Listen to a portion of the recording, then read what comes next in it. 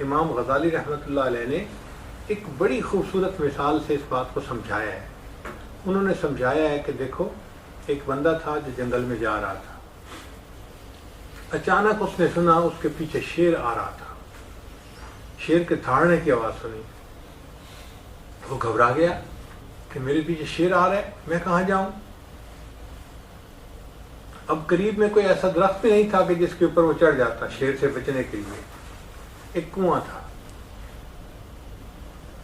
اس نے سوچا چلو میں کنویں میں چھلانگ لگا دیتا ہوں، جب شیر چلا جائے گا تو میں باہر نکل آؤں گا. لیکن جب اس نے نیچے جھانک کے دیکھا تو اس کو کنویں کے پانی کے اندر ایک سانپ تیرتا ہوا نظر آیا. اب وہ اور پریشان، پیچھے شیر ہے اور آگے سانپ انتظار میں ہے. نہ جائے ماندن نہ پائے رفتن، جائیں تو کہاں جائیں.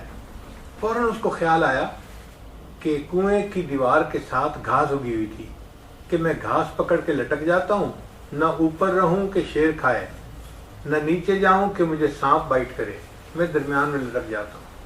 اس نے جلدی سے وہ گھاس کو پکڑا اور لٹک گیا. اب اوپر شیر انتظار کر رہا ہے اور نیچے سانپ اس کے انتظار میں ہے اور یہ اس گھاس کو پکڑ کے لٹک رہا ہے. اب اللہ کی شان کہ جب گھاس کو پکڑ کے لٹک رہا تھا تو اس نے دیکھا کہ دو چوہے ہیں، ایک کا رنگ سفید ہے اور ایک کا رنگ کالا ہے، اور وہ اس گھاس کو کاٹ رہے ہیں جس گھاس کو پکڑ کے یہ لٹک رہا ہے. تو پریشانی اور بڑھ گئی کہ یہ کیا بنا. اب اس پریشانی کے عالم میں جب اس نے دائیں بائیں دیکھا تو اس نے دیکھا کہ بالکل ساتھ ہی شہد کا چھتا لگا ہوا تھا اور مکھیاں اڑ گئی تھیں اور شہر کا چھتا شہد سے بھرا ہوا تھا. تو اس کے ذہن میں خیال آیا میں چکھوں تو صحیح شہد کیسا ہے. اب ایک ہاتھ سے اس نے گھاس پکڑی اور دوسرے ہاتھ سے وہ شہد انگلی سے لگائی اور منہ میں ڈالی تو اس کو خوب مزہ آیا. اب یہ شہد چاٹنے میں لگ گیا. نہ اس کو شیر یاد ہے، نہ اس کو سانپ یاد ہے، نہ اس کو کالا اور سفید چوہا یاد ہے. تو امام غزالی رحمۃ اللہ یہ مثال دے کے سمجھاتے ہیں کہ دیکھو بندے، ملک الموت تمہارے پیچھے شیر کی طرح لگا ہوا ہے اور آگے قبر کا عذاب سانپ کی طرح تمہارے انتظار میں ہے، اور تم زندگی کے کمزور سے گھاس کو پکڑ کے لٹک رہے ہو. اور یہ جو کالا اور سفید چوہا ہے یہ دن اور رات ہیں، یہ تمہاری زندگی کے گھاس کو کاٹ رہے ہیں. اور یہ جو شہد کا چھتا ہے نا، یہ دنیا کی لذتیں ہیں. تم ان لذتوں میں ایسے مست ہو کہ تمہیں نہ دن کا پتہ نہ رات کا پتہ، لگے ہوئے ہو بس.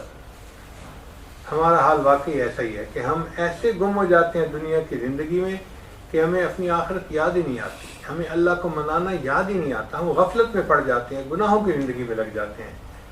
حالانکہ ہم دنیا کے بارے میں جتنے فکر مند ہوتے ہیں ہمیں آخرت کے بارے میں زیادہ فکر مند ہونا چاہیے، کیونکہ آخرت کی تیاری کا تو اللہ نے ہمیں حکم دیا ہے. دیکھیں دنیا میں رزق پہنچانے کی ذمہ داری اللہ نے لی ہے.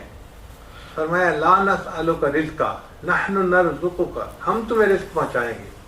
تو رزق پہنچانے کی ذمہ داری اللہ نے لی ہے. جو ذمہ داری اللہ نے لی ہے ہم صبح سے لے کے شام تک اس کے پیچھے لگے ہوئے ہیں کہ ہمیں رزق مل جائے. اور جو اللہ نے ہمیں کہا کہ تم تیاری کرو، ہمارا کام ہم اس سے فارغ، ہمیں یاد ہی نہیں ہوتی. نمازیں قضا کر لیتے ہیں، تلاوت کئی دن نہیں ہوتی، نیکی کی طرف رجحان نہیں ہوتا. تو یہ ہماری بہت بڑی نالائکی ہے کہ ہم اپنی موت کو بھول جائیں.